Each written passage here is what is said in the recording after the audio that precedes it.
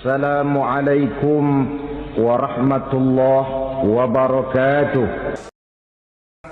Daripada diutusnya Rasulullah sallallahu alaihi wasallam ke alam ini tidak lain adalah untuk memperbaiki akhlak manusia.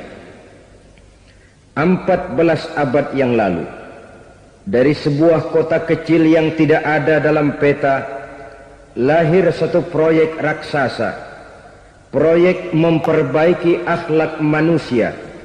Di tengah-tengah dunia pada ketika itu, Eropa masih biadab, Afrika belum dikenal orang, Asia sungguh sangat terbelakang, dan semenanjung Arabia dari berbagai aspek kehidupannya dikenal sebagai masyarakat jahiliyah. 13 tahun pertama dari perjuangan selama periode Mekah, apa yang dilakukan oleh baginda Rasul tidak lain adalah memperbaiki akhlak manusia kepada Allah Subhanahu wa ta'ala dengan menanamkan roh, jiwa dan semangat tauhid. Kita tahu bahwa masyarakat jahiliyah menyembah batu, menyembah patung, menyembah berhala yang mereka buat sesuai dengan kekayaannya masing-masing. 360 berhala di sekeliling Ka'bah merupakan bukti nyata dari sesembahan mereka. Yang kaya membuat berhala dari emas lalu disembah, yang setengah kaya bikin patung dari perak lalu disembah, yang hampir miskin bikin Tuhan dari kayu lalu disembah, yang miskin benar tepung terigu diadonin lalu dibentuk seperti wujud seseorang kemudian disembah, dan apabila selesai nyembah perutnya terasa lapar, Tuhannya habis dipretelin. Sepanjang sejarah kemanusiaan cuma masyarakat jahiliyah saja yang sampai makan Tuhan. Sesadis-sadisnya bangsa Indonesia belum pernah sampai makan Tuhan. Maka menghadapi manusia seperti ini, yang pertama dilaksanakan oleh Rasul memperbaiki akhlak mereka kepada Allah, menanamkan la ilaha illallah, bahwa tidak ada Tuhan yang perlu disembah selain daripada Allah Subhanahu wa ta'ala. Ini hakikatnya merupakan inti daripada ajaran Rasul-Rasul terdahulu. Kenapa? Seluruh Rasul bersumber dari satu sumber yang sama, yaitu dari Allah Subhanahu wa ta'ala. Maka prinsip ajaran ketuhanan yang mereka bawa tentu saja sama. Nabi Adam mengajarkan la ilaha illallah, Nabi Nuh mengajarkan la ilaha illallah, cuma tentu sambungannya Nuh Rasulullah. Nabi Ibrahim mengajarkan la ilaha illallah, Ibrahim Rasulullah. Nabi Musa mengajarkan la ilaha illallah, Musa Rasulullah. Bahkan Nabi Isa mengajarkan la ilaha illallah, Isa Rasulullah. Dan Nabi Muhammad mengajarkan la ilaha illallah, Muhammadur Rasulullah. Akhlak manusia kepada Allah dengan menanamkan tauhid. Jadi kalau ingin berakhlak yang benar kepada Allah, jaga tauhid, pegang teguh akidah. Saudara-saudara kaum muslimin rahimakumullah, lawan daripada tauhid adalah kufur. Kufur bisa dua, bisa kufur iman, bisa kufur nikmat. Kufur itu sifatnya, kafir itu orangnya. Ada orang kufur iman, dan ini merusak akhlak kepada Allah Subhanahu wa ta'ala. Kufur iman itu kadang-kadang bentuknya syirik, orangnya disebut musyrik. Kufur iman itu kadang-kadang bentuknya nifaq, orangnya disebut munafik. Kufur iman itu kadang-kadang bentuknya riddah, orangnya disebut murtad. Ini merupakan jenis daripada kufur-kufur iman dan tergelincirnya manusia daripada akhlak kepada Allah Subhanahu wa ta'ala. Benar di zaman sekarang kita tidak menyembah berhala. Memang di zaman sekarang kita tidak menyembah patung.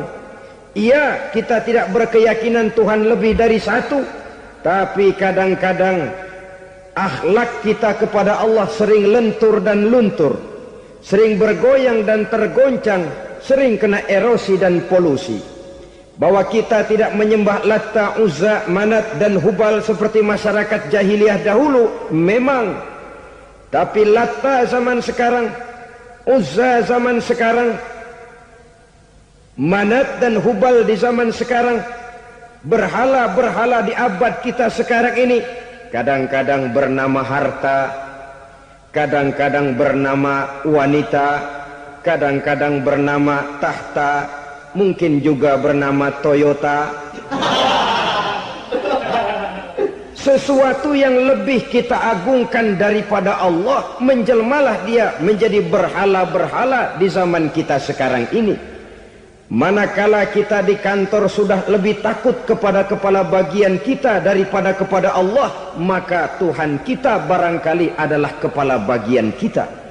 Manakala kita sudah lebih takut kepada manusia daripada kepada Allah, bergeserlah akhlak kita kepada Allah, mengagungkan manusia dan menomorduakan Allah.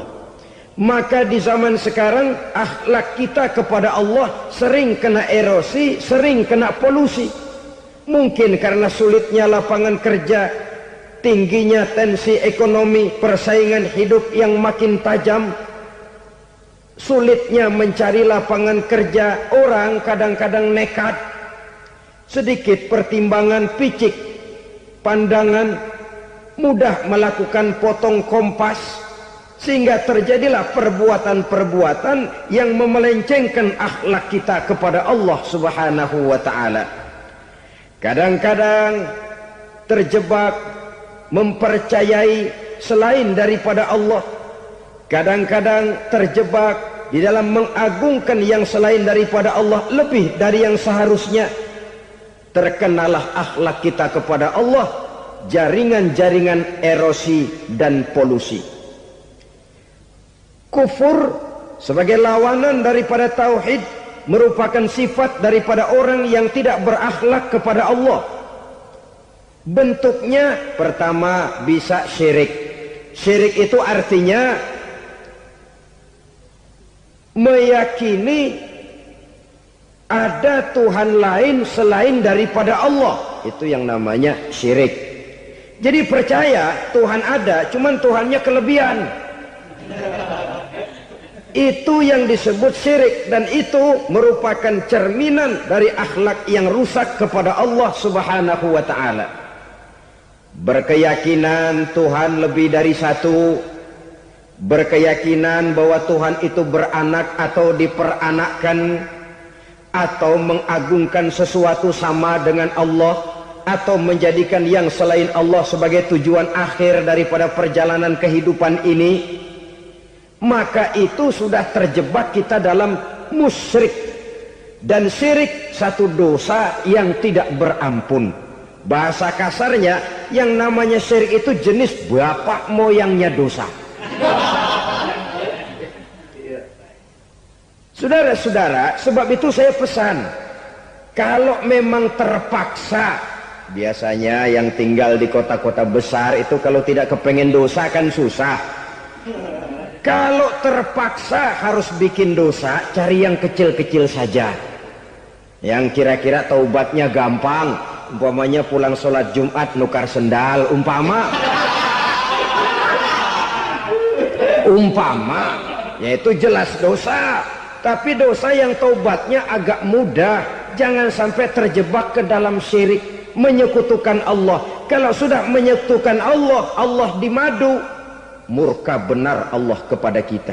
Innallaha la yaghfiru ayyushraka bih wa yaghfiru ma duna dzalika liman yasha. Allah tidak akan memberi ampun kepada orang yang menyekutukannya dengan sesuatu, tapi Allah mau mengampunkan dosa yang selain itu bagi orang yang dikehendakinya.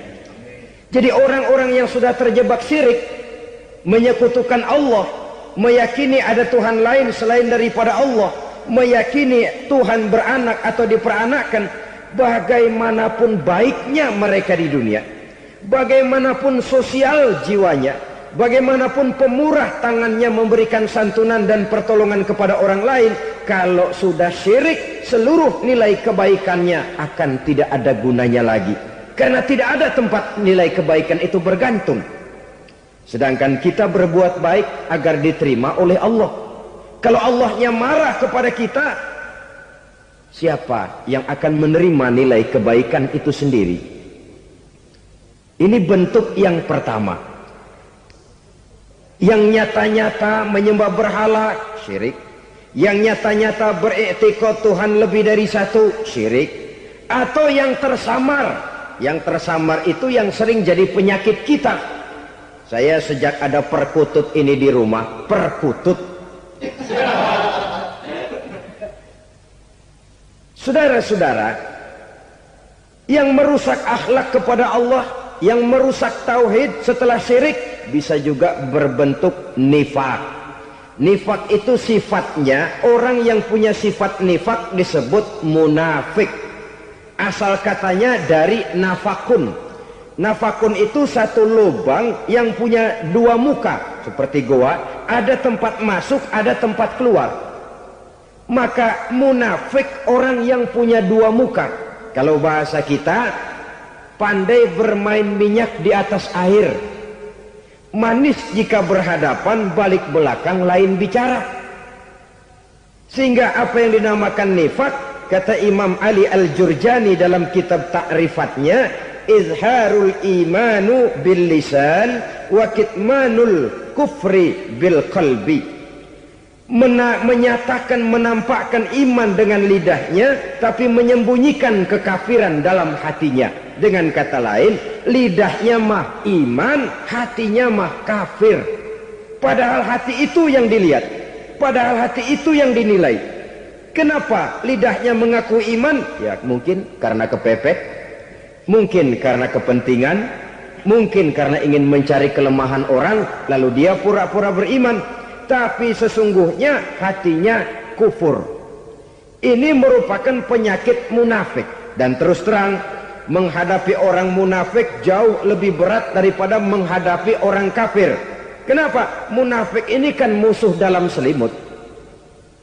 Mau dibilang musuh nyata-nyata, apalagi di zaman Rasul ya, ketika periode Madinah, berat sekali menghadapi orang munafik. Mau dibilang kafir, kalau ketemu assalamualaikumnya medok juga. Mau dibilang mukmin, di belakang ngegerundel, nyari-nyari penyakit, nyari-nyari lantaran, mencari-cari gara-gara. Kalau kafir jelas kafirnya, kalau musyrik jelas musyriknya. Tapi munafik, di depan kita dia mengaku beriman, di belakang kita dia caci maki kita. Maka demikian rupa watak orang munafik, Allah benci betul. Sampai dalam Quran orang munafik itu divonis innal munafikin fid darkil asfal minan nar. Orang-orang munafik di dasar jurang neraka yang paling bawah, keraknya neraka. Saudara-saudara kaum muslimin rahimakumullah. Sebab munafik sangat berbahaya, membahayakan umat, membahayakan agama. Di depan kita mereka ngaku pura-pura beriman. Kalau pidato luar biasa, memuji agama setinggi langit, menampakkan seolah-olah dia orang yang dekat dengan agama. Saudara-saudara, agama penting, agama mutlak. Tapi yang ngomong begitu agamanya apa? Remeng-remeng. Cuma sekedar lipstick, cuma sekedar dekorasi, cuma sekedar kamuflase buat ngibuli orang lain. Dia mengaku beragama, mengatakan agama mutlak, menganggap agama penting, seolah-olah memperhatikan benar tentang tatanan kehidupan beragama, tapi sebenarnya di hatinya tidak lebih berkecamuk penyakit-penyakit kufur. Maka sifat munafik ini termasuk menodai tauhid, artinya merusak akhlak kita kepada Allah Subhanahu wa ta'ala. Sifat yang ketiga yang juga merusak akhlak kita kepada Allah dinamakan riddah. Riddah itu sifatnya orang yang punya sifat riddah disebut murtad. Murtad keluar dari Islam. Keluar dari Islam tentu tadinya di dalam Islam. Oleh satu perbuatan dia bisa menjadi murtad. Misalnya tadinya dia iman benar kepada Allah, tapi melarat. Kadang-kadang sehari masak, 3 hari libur. Akhirnya oleh kesulitan ekonomi dia tidak kuat. Ada yang menawarkan kebaikan, dibawain supermi, dibawain obat-obatan, diberikan beras. Goyah imannya. Keluar dia dari Islam, ikut agama orang yang memberikan pertolongan kepadanya, memilih kesenangan sebentar dengan mengorbankan kebahagiaan yang kekal. Maka orang semacam itu riddah sifatnya, murtad orangnya, keluar dari Islam. Dan yang menyebabkan kita murtad bukan cuma orang nyata-nyata memproklamirkan diri keluar dari Islam tapi lalu mengikuti agama orang lain. Bukan cuma itu. Mengakui ada Rasul lagi sesudah Nabi Muhammad bisa menyebabkan kita murtad. Mengingkari nikmat Allah bisa menyebabkan kita murtad. Meyakini semua agama benar bisa menyebabkan orang menjadi murtad. Meragukan kesempurnaan dan kelengkapan Al-Quran bisa menyebabkan orang jadi murtad.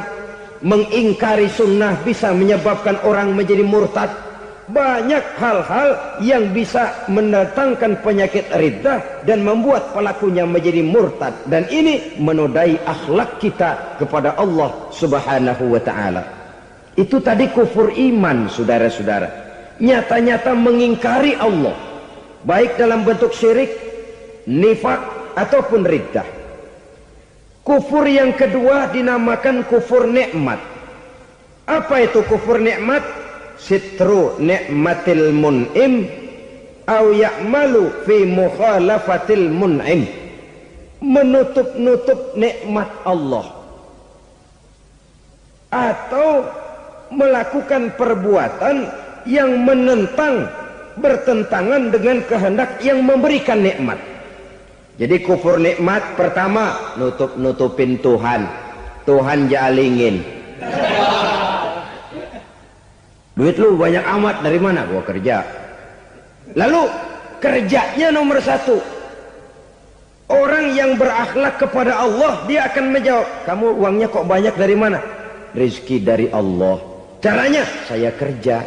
Kerja itu cara, rizki itu dari Allah datangnya. Bukankah di zaman sekarang kita sering terpleset? Ini merupakan cerminan dari rapuhnya akhlak kita kepada Allah Subhanahu wa ta'ala. Karena usaha saya memang, karena saya peras keringat banting tulang, tentu.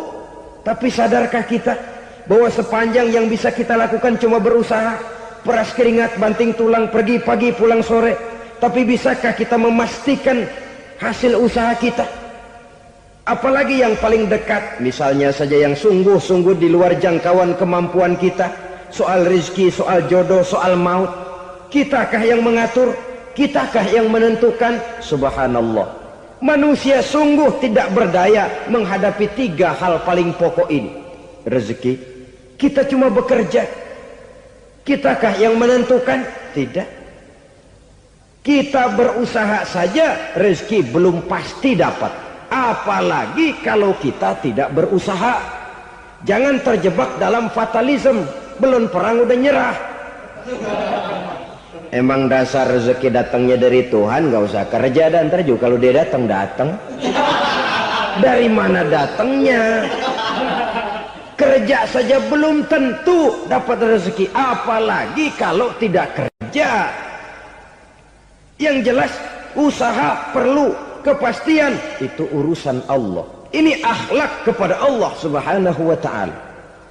Jodoh juga begitu. Kita berusaha, kita berupaya, Allah menghendaki lain jadinya. Maut juga begitu. Siapa sih yang pengen ngadepi maut? Siapa sih yang pengen mati? Siapa sih yang pengen ketemu malaikat Israel? Tidak seorang pun kalau ditanya, kecuali mereka yang putus asa ya. Kalau otaknya masih normal, mau mati mesti belakangan dulu dari dikit. Tapi yang satu itu saudara, kalau dia sudah datang, tenaga mana yang bisa menolak? Kalau dia sudah berkunjung, kekuatan mana yang bisa menghindar? Kalau dia sudah ingin bertemu, kemana kita bisa melarikan diri? Manusia sepanjang yang dia lakukan hanya berusaha, tapi kepastian, ketentuan dari Allah Subhanahu wa ta'ala. Orang yang kufur nikmat, nutupin Allah. Dia merasa rezekinya adalah mutlak peras keringatnya. Seolah-olah Allah nggak punya peranan apa-apa di situ. Oh, ini kan saya bisa rumah begini karena saya kerja keras. Oh, ini mobil saya begini, saya kerja keras. Peras keringat, banting tulang, keras.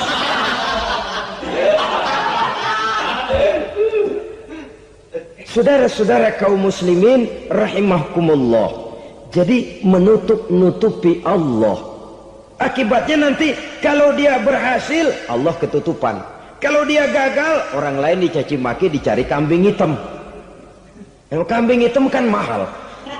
Karena orang sering cari-cari kambing hitam. Jarang orang mau jujur kalau bertemu kesulitan lalu mencari sebab pada dirinya sendiri. Yang paling enak ya nyalain orang. Lo begitu. Orang lain yang paling enak kita salahin. Au ya'malu fi mukhalafatil mun'im, atau dia melakukan sesuatu yang tidak sesuai dengan kehendak yang memberikannya nikmat. Diberikan kita tangan, mulut sih nggak berhenti, terima kasih Tuhan, alhamdulillah saya dikasih tangan. Cuma nih tangan enteng mat nabokin orang mulu. Itu sudah mukhalafatul mun'im, bertentangan dengan kehendak yang memberikan nikmat. Diberikan harta, mulutnya mah basah, terima kasih Tuhan, alhamdulillah dikasih harta, tapi pelitnya minta ampun, kikir koret medit. Ini juga termasuk kufur nikmat, mempergunakan suatu nikmat bertentangan dengan kehendak daripada yang memberikan nikmat itu sendiri. Saudara-saudara kaum muslimin rahimakumullah, oleh karenanya kufur iman memang lebih bahaya daripada kufur nikmat. Tapi jangan lupa, kufur nikmat bisa menyeret orang kepada kufur iman. Nah kalau Allah udah dialingin, Tuhan sudah dinomor duain, lama-lama kenapa dia tidak mendewakan dirinya sendiri, mendewakan pangkatnya, mendewa-dewakan otaknya, mendewa-dewakan kemampuannya? Pada awalnya dia memang cuma kufur nikmat, tapi lambat laun kalau ini tidak diobati, secara pasti orang akan mengarah kepada kufur iman. Bisa berbentuk syirik, bisa berbentuk nifak, bisa berbentuk riddah. Saudara-saudara, oleh karena itu menjaga akhlak kepada Allah mutlak penting. Sebab apa? Kita tidak berakhlak kepada manusia saja, kita dikucilkan dari pergaulan. Kalau kita tidak berakhlak kepada Allah, dikucilkan oleh Allah. Hadis qudsi menyatakan, man lam yashkur ala na'mai wa lam yasbir ala balai falyakhruj min tahtis samai falyatlub rabban siwaya. Kata Allah, siapa orang yang tidak mau bersyukur terhadap nikmat yang aku berikan kepadanya dan tidak mau sabar terhadap ujian yang aku berikan kepadanya, falyakhruj min tahtis samai, persilahkan saja keluar dari kolong langitku, waliyatlub rabban siwaya, tolong cari Tuhan lain selain daripada aku. Murka Allah, diusir, cuman gak kedengeran aja. Siapa yang tidak mau syukur terhadap nikmatku, siapa yang tidak mau sabar terhadap ujian yang aku berikan kepadanya, persilahkan keluar dari kolong langitku ini, cari Tuhan lain selain aku. Langit Tuhan yang punya, Tuhan kita lawan, diusir dari kolong langit, mau pindah ke kolong mana?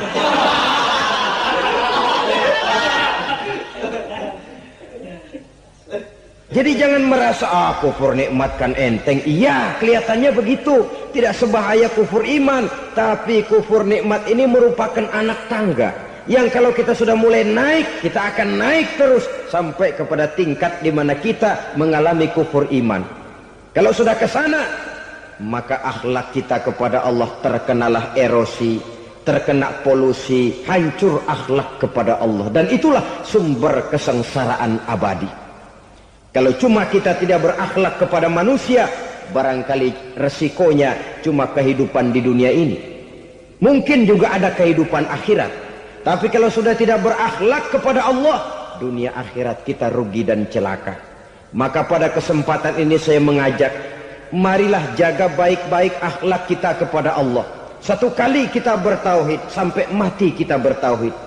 Satu kali la ilaha illallah, jangan tergelincir lagi kita keluar daripada kalimat itu.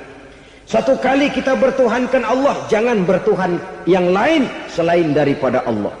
Jangan sekutukan Allah, jangan samakan Allah dengan sesuatu, jangan mengangkat yang lain sama agungnya dengan Allah. Sebab dengan demikian kita seolah-olah sudah mengotori akhlak kita kepada Allah Subhanahu wa ta'ala. Ini berat, saudara-saudara. Ini tidak ringan. Kadang-kadang saya katakan tadi, masalah ekonomi, kadang-kadang persaingan hidup yang makin tajam, di tengah lapangan kerja yang makin sulit, di tengah orang banyak potong kompas. Kalau berpatokan kepada nilai tauhid, la ilaha illallah, tidak ada Tuhan selain Allah, maka saya tidak akan takut kecuali hanya kepada Allah. Saya tidak akan menggantungkan hidup kecuali hanya kepada Allah. Saya tidak akan minta rezeki kecuali hanya kepada Allah. Kadang-kadang situasi yang nekat membuat kita kehilangan keseimbangan, kehilangan pertimbangan, picik pandangan. Akibatnya kita merusak akhlak kepada Allah Subhanahu wa ta'ala. Ironinya kan orang sekarang kalau ditanya, lu nyolong ya? Iya. Kok berani? Emang. Lu nggak tahu Tuhan lihat? Tahu. Kok nyolong juga? Biarin. Kalau Tuhan mah lihat, jangan ribut. Nggak ribut katanya. Kalau orang lihat, 2 orang saja tahu, geger kelurahan. Ini kan sudah mendustai dirinya sendiri, sudah merusak akhlaknya kepada Allah Subhanahu wa ta'ala. Tuhan nggak ribut katanya. Saudara hadirin yang saya hormati, jadi oleh karenanya akhlak kita kepada Allah merupakan basis daripada kehidupan beragama. Kalau itu sudah mulai rapuh, mulai terkena erosi dan polusi, mulai rusak, dikhawatirkan nanti nilai ibadah kita kepada Allah juga akan turut ambruk karenanya. Saudara-saudara kaum muslimin rahimakumullah, tugas yang kedua, memperbaiki akhlak manusia kepada sesama manusia. Kita tahu Islam sesuai dengan namanya adalah agama damai. Maka akhlak manusia kepada sesama manusia menempati porsi yang penting dalam kehidupan beragama. Bagaimana seorang muslim bergaul, bertata krama terhadap sesama manusia. Mari kita lihat lebih jauh persoalannya. Untuk memudahkan pembicaraan dari kacamata agama, kita kelompokkan saja manusia itu dalam 2. Pertama yang seiman, dan yang kedua yang tidak seiman. Yang tidak seiman itu kita sebut saja kufur atau kafir. Nah, kepada yang kafir pun kita diajarkan untuk berakhlak, apalagi kepada yang memang nyata-nyata seiman, sekeyakinan, seakidah. Kemanapun Islam datang, ke negara manapun ia masuk, ia tidak menaburkan kerusakan. Jadi tidak benar kalau orang pernah itu menggambarkan, saking sentimennya seorang orientalis pernah menggambarkan Nabi Muhammad di tangan kirinya Quran, di tangan kanannya pedang, menggambarkan seolah-olah Islam dikembangkan dengan kekerasan. Sebenarnya tidak sama sekali. Kalaupun dalam sejarah perkembangan Islam pernah terjadi perang, maka perang dalam Islam sesungguhnya apabila kita amati sejarahnya bukan untuk memaksakan agama, karena memang agama tidak bisa dipaksakan, tetapi justru untuk mempertahankan agama dari segala macam hambatan, rintangan, hinaan dan fitnahan. Tapi kemanapun yang jelas Islam masuk, dia tidak pernah membuat kekacauan, kerusuhan ataupun penghancuran. Candi Prambanan bahkan dipugar. Gereja-gereja tidak ada yang dihancurkan oleh umat Islam. Kenapa? Islam agama damai. Soal agama, soal lakum dinukum waliyadin. La ikraha fid din, qad tabayyana ar-rusydu minal ghayy. Tidak ada paksaan dalam beragama, sebab nyata yang benar dengan yang tidak benar. Belum pernah ada orang kafir masuk ke perkampungan orang Islam lalu dikejar-kejar, diteriakin kafir, kafir, sunatin.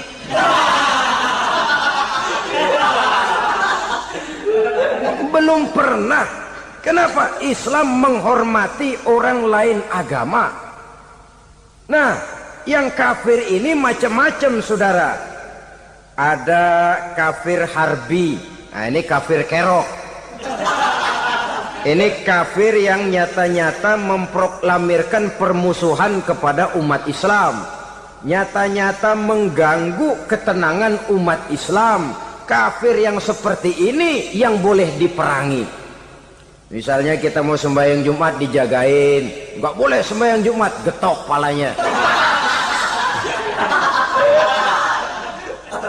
Kafir harbi artinya tantangan perang datang dari mereka, bukan kita yang mulai, mereka yang buka front. Prinsipnya umat Islam tidak boleh mencari-cari musuh, tapi pun tidak boleh lari kalau ketemu musuh. Musuh jangan dicari, ketemu jangan lari. Karena itu kesan seolah-olah umat Islam ini teroris, umat Islam ini destroyer, umat Islam ini sering menimbulkan keonaran, kerusakan. Sungguh satu fitnahan yang sangat keji. Umat Islam adalah umat yang cinta damai. Islam di masa perkembangannya masuki Eropa melalui Selat Gibraltar, Jabal Tariq, memasuki Spanyol. Islam tidak pernah meruntuhkan gereja. Islam tidak pernah membunuh orang-orang Nasrani. Bahkan Islam mewariskan peradaban dan kebudayaan yang begitu tinggi nilainya di bidang ilmu pengetahuan.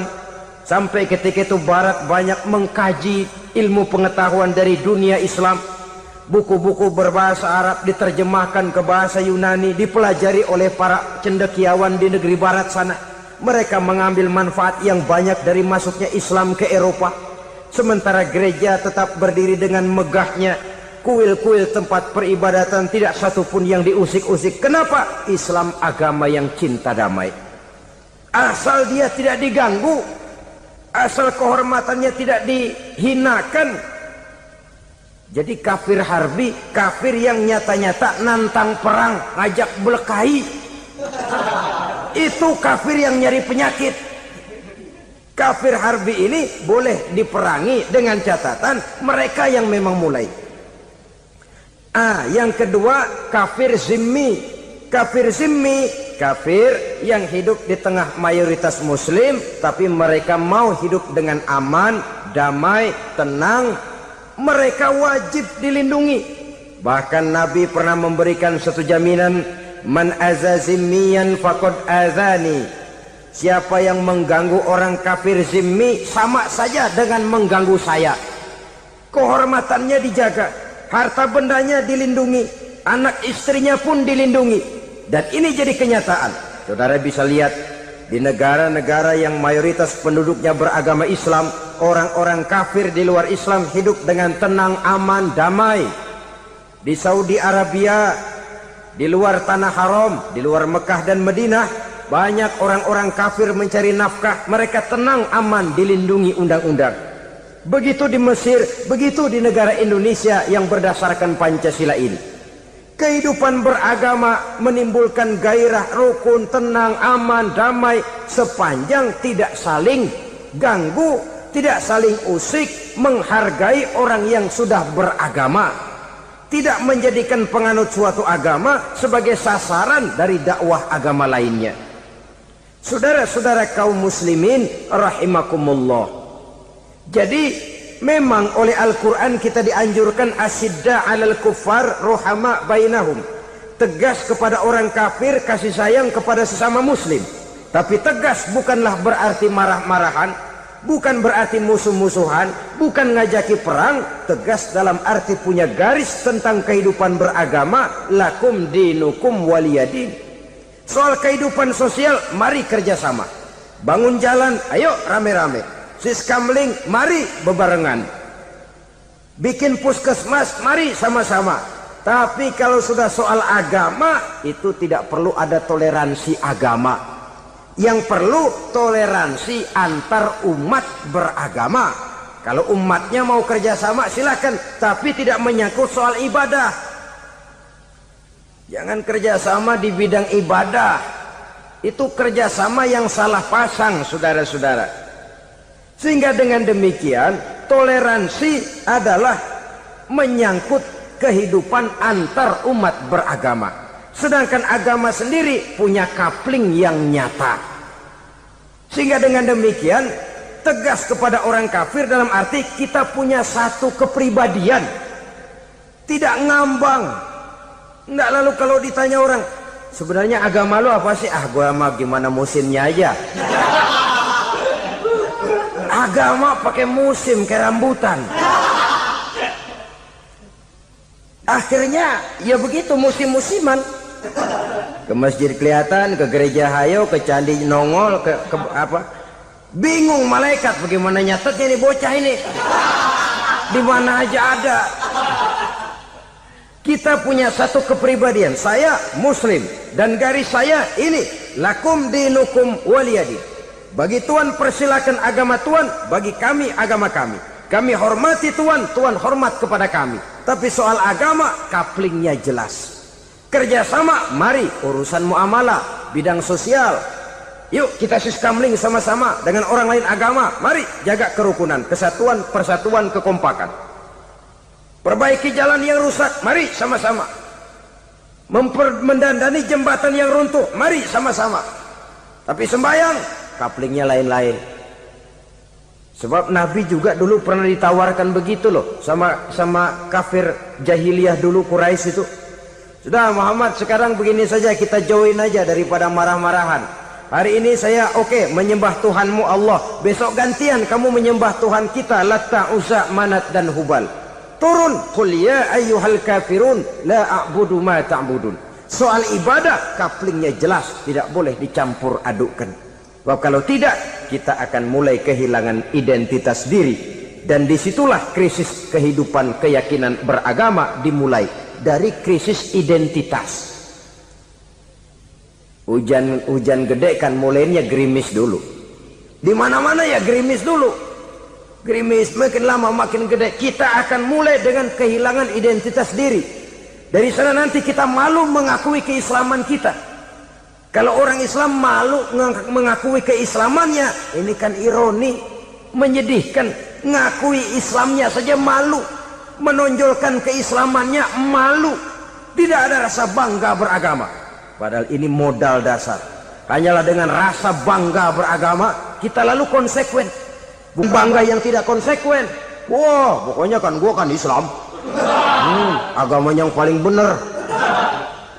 Tapi hidupnya sendiri jauh dari tuntunan Islam.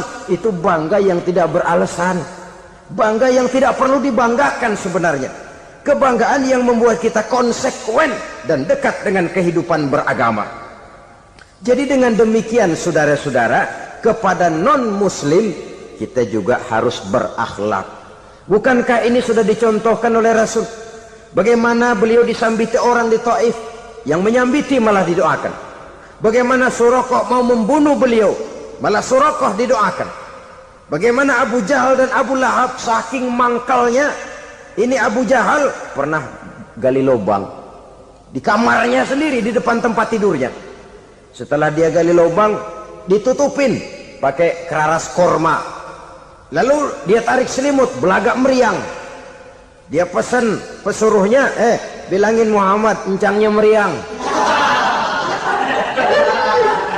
Pamannya sakit, minta ditengokin.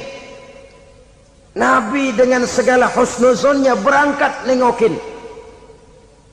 Abu Jahal dari balik selimut ngintip. Ah, itu dia Muhammad, itu dia tuh. Dia tuh, masuk Dani, masuk. Mulai di jalan, senang Abu Jahal. Ah, terus dah. Begitu ke pelosok, masuk ke lubang, gue pendem terus dah. Memang niatnya mau mencelakakan Nabi. Sudah tinggal beberapa langkah lagi Nabi akan berjalan ke arah lubang itu, malaikat Jibril ngasih tahu, Muhammad, Abu Jahal pamanmu cuma pura-pura sakit. Di depan tempat tidur itu ada lubang sudah dia gali untuk menjerumuskan kamu. Sudah, balik pulang. Balik badan Nabi. Sudah hampir mau melangkah, kakinya malah muter pulang. Abu Jahal yang ngelihat Nabi sudah hampir jatuh nggak jadi, balik pulang. Lupa kalau lagi sakit. Udah Muhammad buruan sini. Nabi ke pintu, dia kejar. Dia lupa sama lubang yang dia gali. Begitu dia kejar, dia yang kepelosok masuk ke dalamnya. Sejak saat itu ada pepatah, man hafara hufratan waqa'a fiha. Siapa yang suka nggali lubang, dia sendiri bakal terpelosok ke dalamnya. Jatuh dia ke lubang yang dia gali. Padahal ya paling banter 2 atau 3 meter paling dalam. Dari dalam lubang itu dia teriak-teriak, Muhammad, tolongin, pamanmu kecebur. Kasih tahu Muhammad, kasih tahu, datang lagi lah pesuruhnya, Muhammad, pamanmu Abu Jahal kecebur, minta tolong diangkatin, sudah diulur tambang, habis sambung lagi, nggak bisa sampai. Masa iya, cuma kamu yang bisa nolong. Apa yang dilakukan Nabi? Balik mau nolongin. Akhlak. Kita kalau ada orang gali lubang buat nyeburin kita, dia sendiri yang kecebur. Gorok gua kagak lemin loh. Mati sekalian dah. Nabi mah enggak, balik nolongin tuh Abu Jahal. Kenapa paman kecebur? Iya Muhammad, tolong, tambang udah diulur-ulur, sambung-sambung nggak sampai. Aduh kasihan paman, nih pegang tangan saya. Nabi cuma ulurin tangan, nyampe dipegang oleh Abu Jahal. Diangkat ke atas. Nyampe atas, apa kata Abu Jahal? Tambang bergulung-gulung nggak nyampe, kamu cuma pakai tangan doang kok bisa Muhammad, hebat banget sihirmu. Mukjizat dia bilang sihir, udah ditolongin nyelak lagi, kan yang enak kita injak palanya. Orang dulu bilang wah katanya nolongin anjing kejepit, udah selesai ditolongin malah yang nolong digigit. Saudara hadirin yang saya hormati, kepada orang-orang kafir kita harus berakhlak, menghormati mereka, tidak memaksakan satu keyakinan dalam batas-batas yang ditolerir oleh agama, yaitu pada masalah-masalah sosial dan muamalah. Itu kepada non-muslim, apalagi kepada sesama muslim. Baik akhlak kepada orang tua, akhlak kepada guru, akhlak kepada jiran atau tetangga, itu semua termasuk dalam akhlak kepada sesama manusia. Akhlak kita kepada orang tua, kadang-kadang kita orang timur ini ketularan orang barat. Engkongnya dianggap CS, salaman main kedet aja, halo kong, engkongnya bahalo dibengong. Saudara-saudara kaum muslimin rahimakumullah, akhlak yang tua kepada yang muda, akhlak yang muda kepada yang tua, kepada jiran dan tetangga, kepada sanak famili dan handai tolan, pendeknya kepada sesama muslim. Tetangga ada haknya, ada hak tetangga yang kalau kita berakhlak itu harus dipenuhi. Contoh kecil, kalau saya beli radio, itu saya dong boleh berpikir, ini radio saya beli pakai uang saya setel di rumah saya, sekeras-kerasnya ada apa sama orang lain? Radio gua, yang beli gua pakai duit gua, gue setel di rumah gue, ada urusan apa sama orang lain? Itu kalau menurut saya. Tapi tetangga sebelah saya kan bisa juga ngomong begitu. Mata gue, yang ngantuk gue tidur di rumah gue, kenapa suara radio lu masuk kemari? Ketika itulah lalu kebebasan saya nyetel radio dibatasi oleh kebebasan tetangga saya yang mau tidur. Ini sudah akhlak namanya. Umpamanya lagi ada Nabi ajarkan, iza tobakhta maraqatan fa'akthir ma'aha wa ta'ahad jiranaka. Kalau kamu masak sayur, banyakin kuahnya, bagiin tetangga kamu. Bukan bagiannya itu yang jadi soal, tapi akhlak kepada tetangga. Udah tahu tetangganya kelaparan, diseksa, goreng ikan asin, se-RW baunya ngayap. Ya, kembang kempis orang nungguin. Saudara hadirin ma'asyiral muslimin rahimakumullah.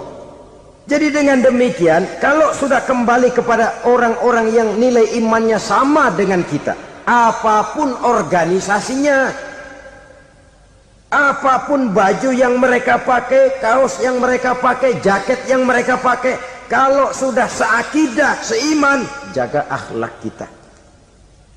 Pendapat boleh berbeda, kaos boleh tidak sama, jaket boleh beraneka warna, bendera boleh beragam-ragam, tapi ukhuwah Islamiyah ini utamakan.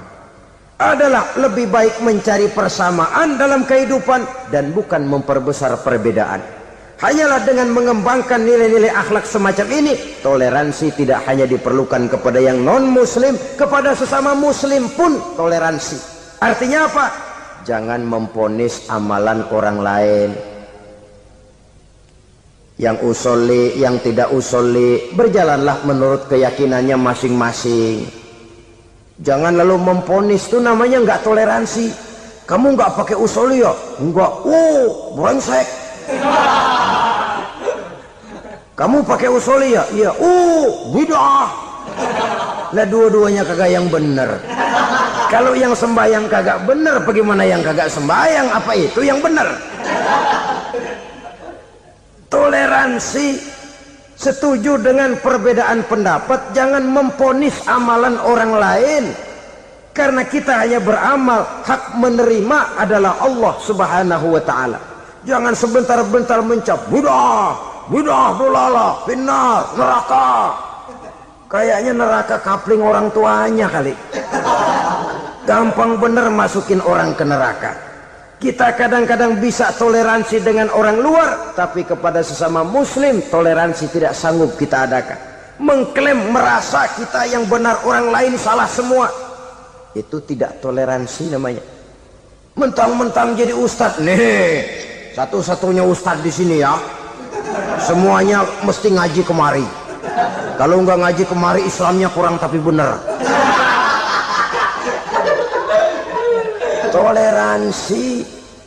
Saudara-saudara kaum muslimin rahimakumullah, lapang dada menghargai orang yang berbeda pendapat, apalagi kalau perbedaan pendapat itu menyangkut hal-hal yang tidak prinsipil, menyangkut hal-hal yang sekunder dalam kehidupan beragama, menyangkut masalah-masalah yang dalam bahasa fikih disebut soal-soal furu'iyah.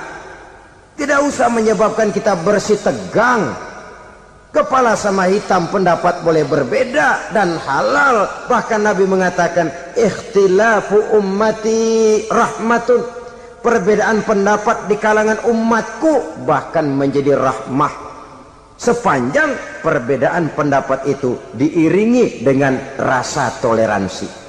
Tapi kalau sudah main baku hantam, main klaim, memponis orang lain, akhirnya timbullah keretakan. Jangan heran kadang-kadang satu masjid dua kelir. Ya soal kelir boleh kelar-kelir, boleh kelar-kelir, tapi kalau harus terlalu mencolok menyebabkan timbulnya keretakan, saya kira yang akan turun bukan lagi rahmah tapi bala. Bala akan menimpa kita, jatuh kita menjadi umat yang lemah. Oleh karena di antara kita sendiri, sesama kita tidak pandai bertoleransi, tidak lapang dada. Ada anak muda kelihatannya mau majuan dikit, yang tua curiga. Nih kalau dia maju pasaran gua bangkrut dong nih. Lalu ditekan tuh anak ditekan melejit. Kadang-kadang yang tua maksudnya baik, mau memelihara, yang muda salah terima. Kan tua kejemur. Dari dulu sampai sekarang gitu-gitu doang, anak kemajuannya. Padahal yang tua barangkali maksudnya juga baik, mau memelihara. Sebenarnya kalau kita bisa mencoba mencari titik temu dengan alur komunikasi, tidak merasa diri yang paling benar, tapi toleransi, boyak menerima pendapat orang lain, setidaknya mau mendengar omongan orang. Yang susah kalau udah kena penyakit nggak mau ngerti omongan orang, nggak mau nerima pendapat orang. kodok di kolong tempayan, cukeng kayu asem, asal ijo udah ijo aja ijo dah. Nggak ngerti omongan orang yang kayak begini yang orang jadi kesandung. Oleh karena itu saudara-saudara, alangkah nikmatnya kehidupan ini apabila kita menyadari kita ini ummatan wahidah, satu umat yang satu yang diikat dengan akidah. Kalau kepada yang non muslim saja kita diajarkan untuk berakhlak, apatah lagi kepada yang seiman, seakidah, sekeyakinan. Wajarkah perbedaan pendapat yang kecil-kecil lalu menyebabkan kita bertolak belakang, cerai-berai, centang perenang? Bila bertemu di jalan yang satu menyisih ke kiri, yang lain menyingkir ke kanan. Kalaupun juga bercampur di tengah kumpulan orang banyak, persis air dengan minyak. Yang atu melengos, yang atu madep mojok. Orang lain senyum, dia mau pada manyun. Saudara-saudara kaum muslimin rahimakumullah, realita ini walaupun tidak enak, pahit, tapi masih hidup di sebagian masyarakat kita. Ini yang perlu kita atasi. Soal toleransi kepada orang lain, sejarah sudah membuktikan. Mari kita jangan cuma bisa mengajak orang lain, umat lain untuk bertoleransi dengan kita, tapi kepada sesama kita. Toleransi ini perlu kita tegakkan, perlu kita bina, terutama di dalam kita menuju bentuk ideal daripada konsep ukhuwah Islamiyah ini, yang memang selalu kita akan cari bentuk-bentuk idealnya sejalan dengan perkembangan situasi dan kondisi yang dihadapi oleh umat. Perbedaan organisasi, perbedaan kepentingan organisasi tidak seharusnya menyebabkan kita merasa meremehkan orang lain dan mengangkat diri, mengklaim diri sebagai yang ter. Jadi dengan demikian, apabila yang pertama tadi akhlak kepada Allah dinamakan hablum minallah, maka yang kedua ini merupakan hablum minan nas. Jikalau baik akhlak kita kepada Allah, baik akhlak kita kepada manusia, nikmat rasanya menjalani kehidupan. Kadang-kadang orang akhlaknya kepada manusia baik, tapi kepada Allah tidak baik. Hormat sama yang tua, menyayangi yang muda, sama tetangga rukun, tapi sama Tuhan nggak mau sujud. Ini baik kepada manusia, tapi tidak berakhlak kepada Allah. Atau sebaliknya, sujudnya sama Allah mah tekun, bener, khusyuk, bahasanya juga fasih, luar biasa. Tapi sama manusia sombong, takabur, ujub, merasanya dia doang yang paling benar. Sebab iblis itu ya, itu kadang-kadang datang lewat hati dan memang selalu markasnya di situ. Kalau dia tidak bisa menggoda kita dengan yang lain, dia tumbuhkan sifat ujub. Dia bisikin, wah, memang di kampung ini yang paling banyak ibadahnya ente. Yang lain mana, lihat tuh kerocok semua.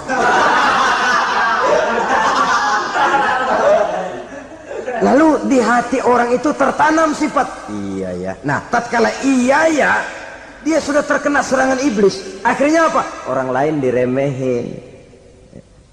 Asalnya kagak mau sembahyang aja diajak salaman udah najis aja dah. Ketemu juga mukanya ditekuk 4.